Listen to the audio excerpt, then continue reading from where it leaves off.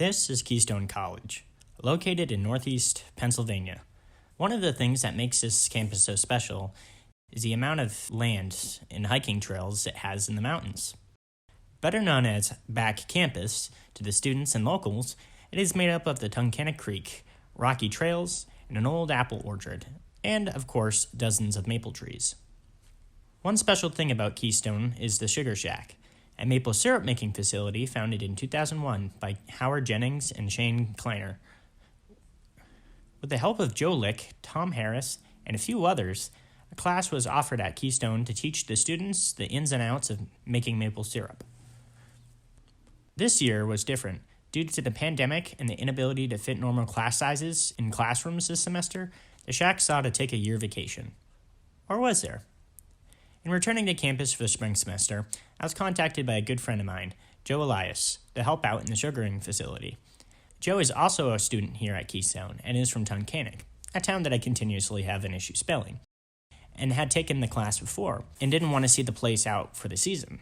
He and Cody Sears, a lab professor at Keystone College, set out to make the magic of mapling happen. Joe seemed to have gotten everyone by the sweet tooth, as many students from the wildlife department came to help out.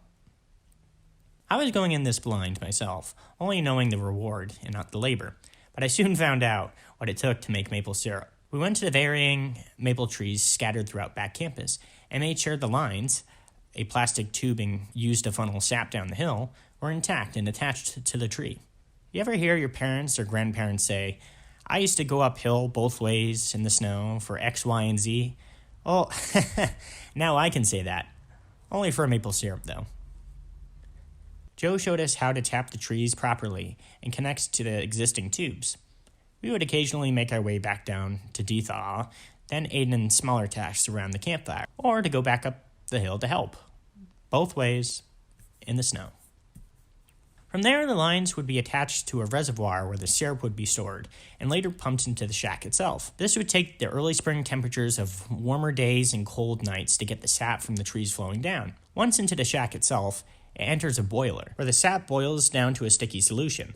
For every 1 gallon of maple syrup made, around 40 gallons of sap has been tapped. Once boiled, it is pumped through a filter and boiled a little longer. Then you have real genuine maple syrup.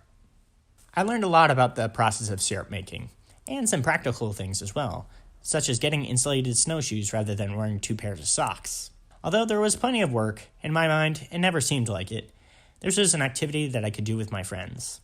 All social distance, with my mask, standing out by the fire, talking about life. I tried to make it a point to help out most weekends because it was a source of camaraderie that we all needed. It was a sense of normalcy. And, dare I say, this was a family.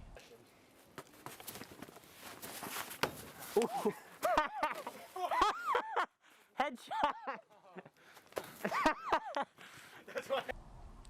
In helping out and shooting this documentary, I also saw the effort, the leadership, and the determination my friends put into this project. Joe is certainly a humble guy, but sometimes I feel like he should brag a little bit about keeping the shack alive. Same with Cody. He had been quite the maple candy maker, near perfection. Casey has also been a huge help in keeping the shack running, as well as many other volunteers. And I must say, this experience is definitely something that will stick with me. All right, so thank you for joining us here at the Sugar Shack. I'd like to say thanks to Tom Harris, who started this with Howard Jennings here. Joe Lick, who is usually here helping every year. He runs the biology labs down at Keystone College. There's Shane Kleiner, who works for DEP.